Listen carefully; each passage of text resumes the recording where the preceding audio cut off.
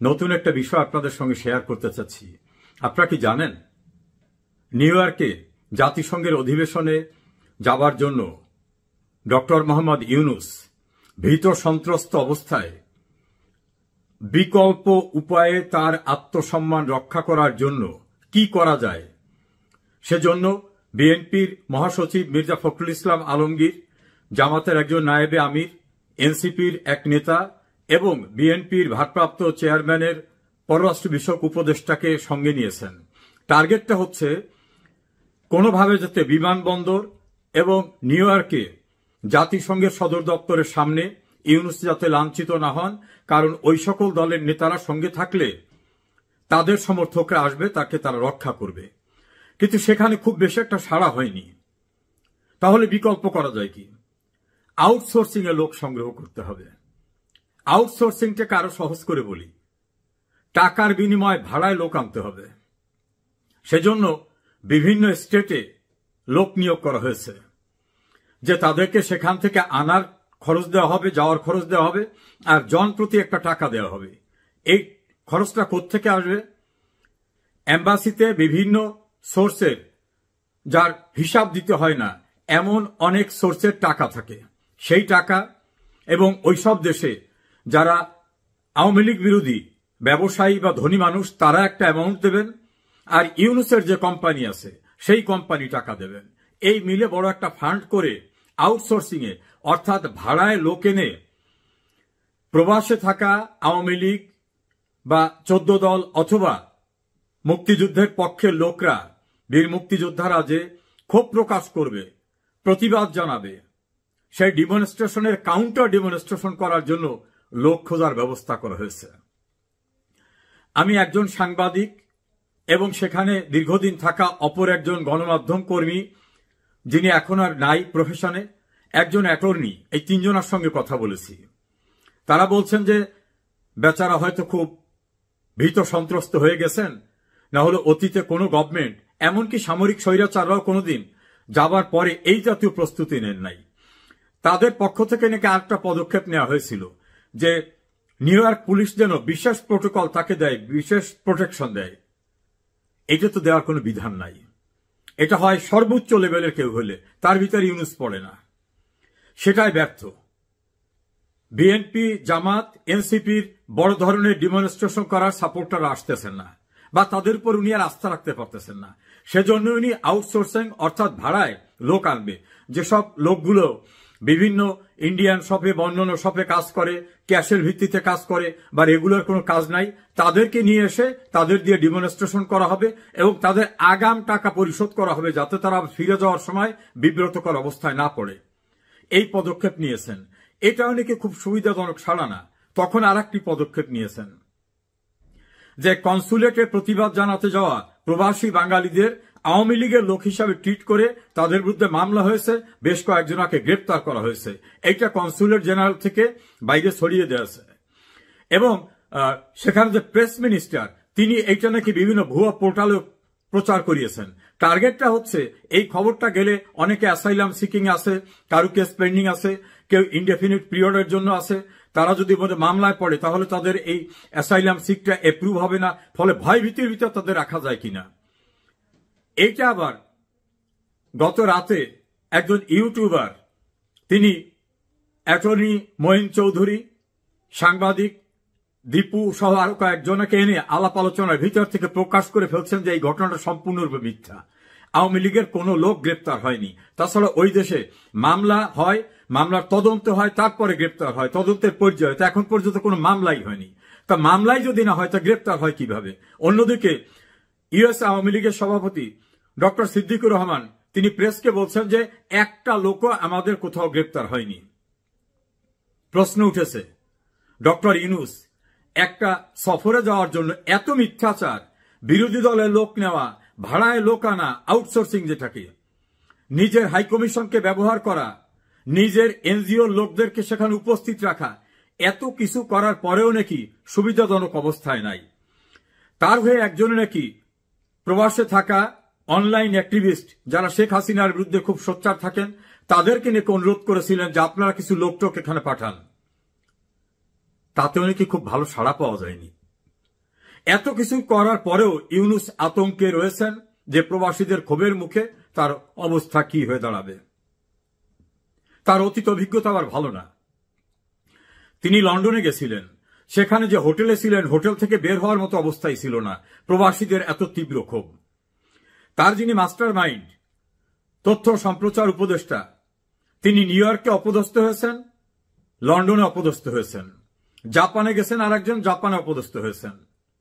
বাংলাদেশের ভিতরে আসিফ নজরুল এবং তার যে গোয়েবলস শফিক, তারা মাইলস্টোন স্কুলের দুর্ঘটনা সেখানে গিয়ে 9 ঘন্টা অবরুদ্ধ ছিলেন। সেখানে তার এই যে আসিফ মাহমুদ, সজীব ভুইয়া, হাসনাত আবদুল্লাহ, সার্জিস আলমরাকে উদ্ধার করতে যেতে সাহস পায়নি, কারণ তাদেরকেই নাকি খোঁজে। আবার কক্সবাজার, চট্টগ্রাম, গোপালগঞ্জ, ময়মনসিংহে এই যে তার কিংস পার্টির লোকরা যাওয়ার পরে সেখানে ডগ স্কোয়াড অর্থাৎ কুত্তা বাহিনী, সোয়াত বাহিনী, আর্মি, র্যাব, বিজিবি সবকিছু দিয়েও নাকি তাদের রক্ষা করা যায় না, পরিস্থিতি এমন। ফলে দেশের ভিতরে দেশের বাইরে কোন জায়গায় ইউনূস এবং তার গংরা, তার বাহিনীরা নিরাপত্তা বোধ করছেন না। ঢাকা বিশ্ববিদ্যালয় এবং জাহাঙ্গীরনগর বিশ্ববিদ্যালয়ের ছাত্র সংসদ নির্বাচনে ইউনূস বাহিনীর যে দল এনসিপির যে ছাত্র সংগঠন বাকসাস, বাংলাদেশ গণতান্ত্রিক ছাত্র সংসদ, তারা নাকি দেশের সমস্ত মানুষের আশা আকাঙ্ক্ষার প্রতীক। তারা এত ভোট পেয়েছেন যে নিচের দিক থেকে ফার্স্ট হয়েছেন, এত খারাপ অবস্থা।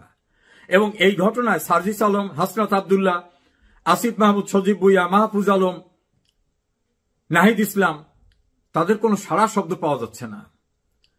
একজন ইউটিউবারের আলোচনার ভিতরে তো দেখলাম যে তারা কি হারিয়ে গেছে নাকি তারা আছে, তারা কি দুঃসময়ের ভিতর আছে, কোনো অভাব অনটন আছে, খাবার দাবার পাচ্ছে নাকি।